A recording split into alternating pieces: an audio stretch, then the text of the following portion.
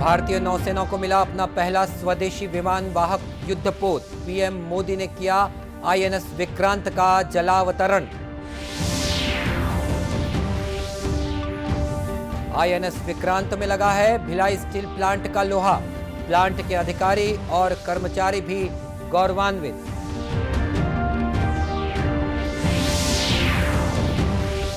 मुख्यमंत्री ने fly ash से हो रहे प्रदूषण पर दिखाई सख्ती।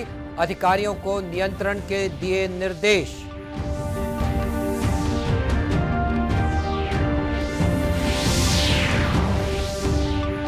और छत्तीसगढ़ में पिछले 12 दिनों से चल रही कर्मचारियों की हड़ताल खत्म।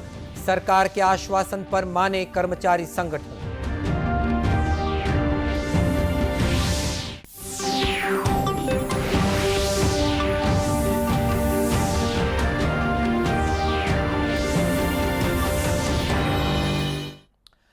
नमस्कार, आप देख रहे हैं दूरदर्शन समाचार। मैं हूं मनीष अहलुवालिया और अब समाचार विस्तार से। भारतीय नौसेना को आज अपना पहला स्वदेशी विमान वाहक जंगी जहाज आईएनएस विक्रांत मिल गया है। प्रधानमंत्री नरेंद्र मोदी ने केरल के कोच्चि शिपयार्ड में आयोजित एक भव्य समारोह में यह जहाज नौसेना को सौंपा। इस दौरान प्रधानमंत्री ने कहा कि यह भारतीयों के लिए गर्व का मौका है।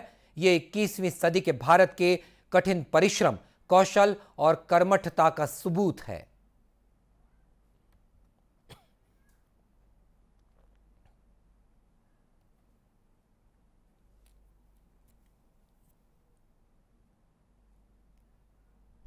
विक्रांत विशाल है, विराट है, विहंगम है। विक्रांत विशिष्ट है, विक्रांत विशेष भी है।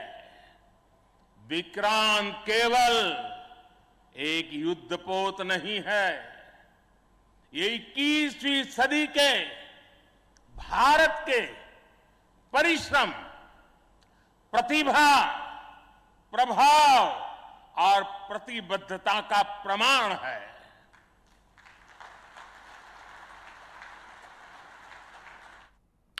इस दौरान नौसेना को नया ध्वज भी सौंपा गया। प्रधानमंत्री ने कहा, अब तक नौसेना के ध्वज पर गुलामी की पहचान बनी हुई थी। अब छत्रपति शिवाजी महाराज से प्रेरित ध्वज नौसेना की पहचान बनेगा। है विक्रांत।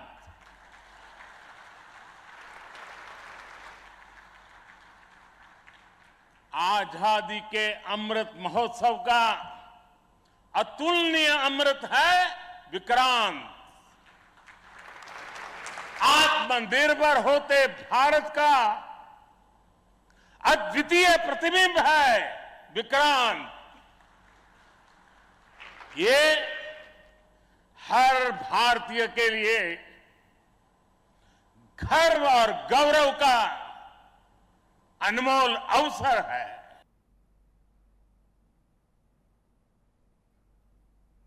आईएनएस विक्रांत का निर्माण और लोकार्पण रक्षा क्षेत्र में आत्मनिर्भरता की दिशा में एक महत्वपूर्ण कदम बताया जा रहा है। इसके साथ ही भारत विमान वाहक पोत डिजाइन और निर्माण करने की क्षमता वाले गिने चुने राष्ट्रों में शामिल हो गया है। और इधर देश के पहले स्वदेशी विमान वाहक युद्धपोत आईएनएस विक्रांत के निर्माण में छत्तीसगढ़ के भिलाई स्टील प्लांट की भी एक महत्वपूर्ण भूमिका है। आईएनएस विक्रांत का ढांचा यहीं के बने स्टील से बनाया गया है। इस स्वदेशी युद्धपोत के लिए भारतीय इस्पात प्राधिकरण ने 30,000 टन स्टील भेजा था, जिसमें 17,000 ton steel Bhilai steel plant में ही बनाया गया। भिलाई स्टील प्लांट के डायरेक्टर इंचार्ज अनिर्बान दासगुप्ता ने बताया कि युद्धपोत के लिए भेजा गया स्टील बहुत कम तापमान में भी सटीक काम करता है। युद्धपोत है, उसमें स्टील भी भारतीय है और इसमें DMR 249 ग्रेड जो यूज़ किया गया, DMR 249A, DMR 249B, DMR 249ABA और DMR 249Z, ये सारे जो स्टील के प्लेट हैं ये हमारे steel authority of India limited में बना है। इसमें करीब 30,000 ton steel steel authority of India limited ने सप्लाई किया है, जिसमें करीब 17,000 टन भिलाई स्टील प्लांट ने किया है। और इस स्टील की जो खासियत है इसमें यह है कि इसका जो ठंड में और या लो टेम्परेचर में इसका जो इम्पैक्ट है प्रॉपर्टी काफ़ी अच्छी रहती है, ताकि ये बर्फ़ में भी जाए तो इसमें कोई क्षति ना है। शायद आप लोगों को पता होगा, इसके बारे में थोड़ा सा मैं बता दूं। आप लोगों ने टाइटैनिक जो जहाज़ बना था 1912 में जो चला था और जो कि डूब गया था, इसी कारण से शायद डूबा था कि वो एक बर्फ़ के आइसबर्ग से वो टकराया, बहुत तापमान बहुत कम था, उसमें ही वो स्टील कांच की तरह टूट गया और उसी में वो पानी घुस गया और पूरा जहाज़ डूब गया। ये चीज़ अभी ये जो टेक्नोलॉजी है, ये 249 जो ग्रेड है, इसमें ये चीज़ एकदम नहीं होगा, बिकॉज इसमें जो इम्पैक्ट का जो प्रॉपर्टी है बहुत लो टेम्परेचर में भी बना रहता है। इसकी यही खासियत है।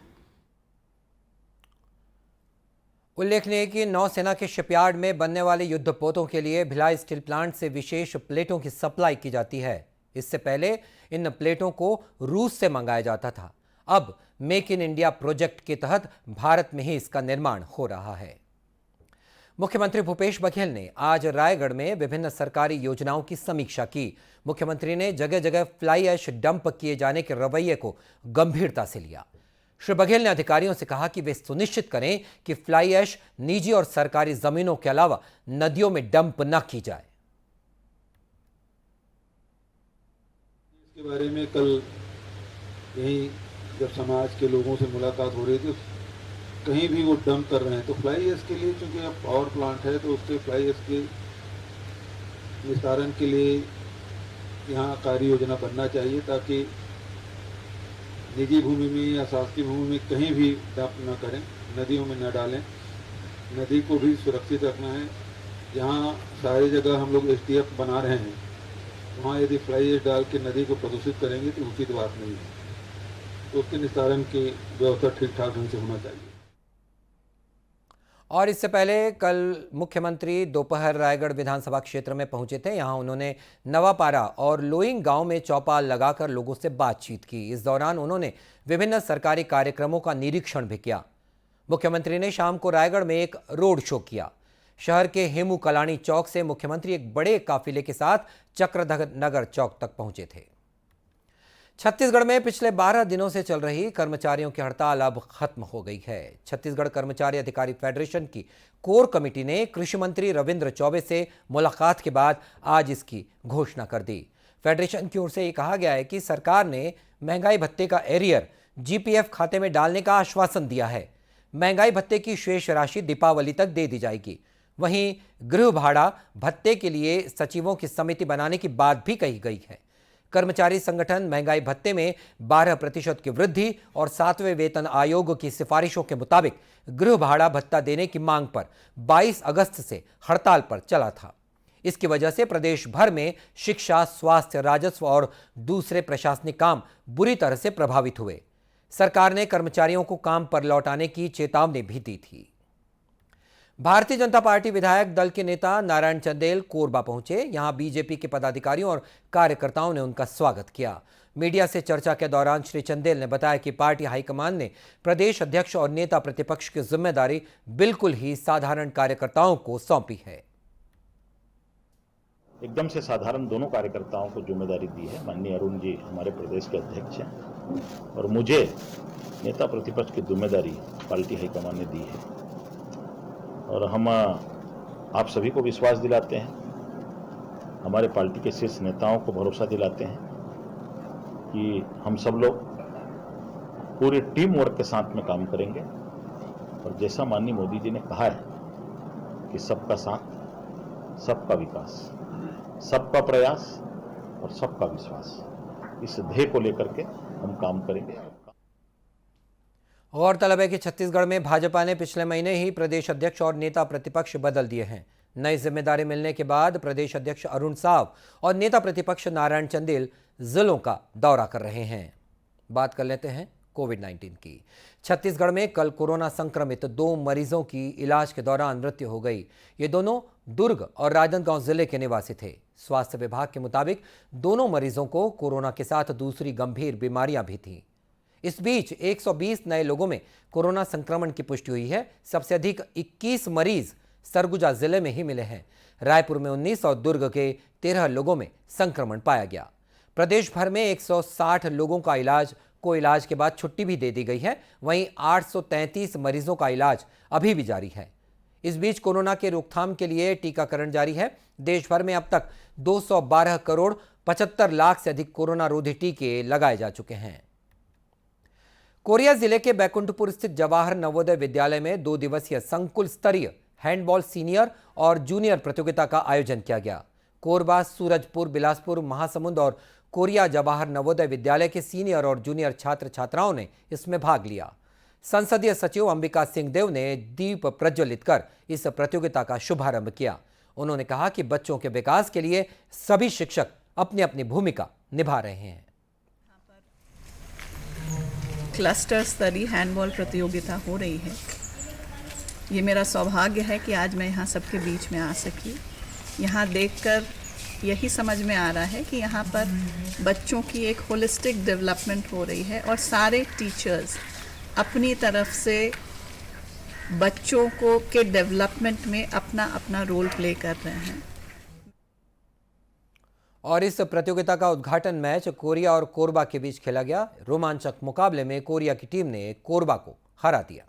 डिफेंस यहाँ पे और ये फिर अटैक यहाँ पे हो रहा है, क्या हेमंत इसको पाएंगे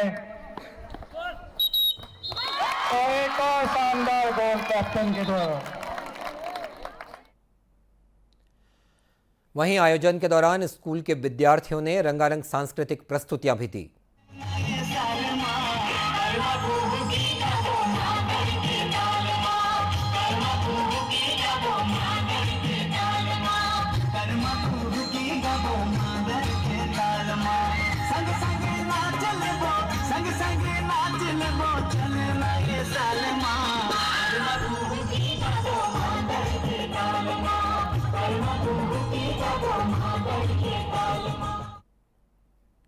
विद्यालय के प्राचार्य नागेश कुमार मिश्रा ने बताया कि यहां के लगभग 160 विद्यार्थी भोपाल, ओडिशा और प्रदेश के दूसरे जिलों में अलग अलग खेल प्रतियोगिताओं में शामिल होने के लिए गए हैं। दूरदर्शन केंद्र रायपुर से प्रसारित होने वाले प्रादेशिक समाचार को आप YouTube पर भी देख सकते हैं। हमारे YouTube channel Chhattisgarh DD news पर प्रादेशिक समाचार उपलब्ध रहेगा। YouTube चैनल का लिंक और QR कोड आप स्क्रीन पर देख सकते हैं। अपने एंड्रॉयड फ़ोन से QR कोड स्कैन कर आप छत्तीसगढ़ DD न्यूज़ लिंक पर जा सकते हैं। और इसके अलावा छत्तीसगढ़ DD न्यूज़ फेसबुक और ट्विटर पर भी उपलब्ध है। और बुलेटिन के अंत में अब मुख्य समाचार एक बार फिर। भारतीय नौसेना को मिला अपना पहला स्वदेशी विमान वाहक युद्धपोत। PM मोदी ने किया INS विक्रांत का जलावतरण। INS विक्रांत में लगा है भिलाई स्टील प्लांट का लोहा। प्लांट के अधिकारी और कर्मचारी भी हुए गौरवान्वित।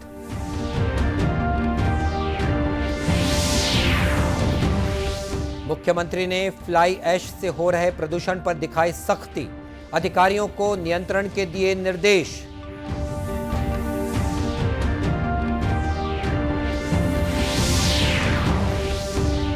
और छत्तीसगढ़ में पिछले 12 दिनों से चल रही कर्मचारियों की हड़ताल खत्म। सरकार के आश्वासन पर माने कर्मचारी संगठन। और इसी के साथ यह समाचार बुलेटिन समाप्त हुआ। नमस्कार।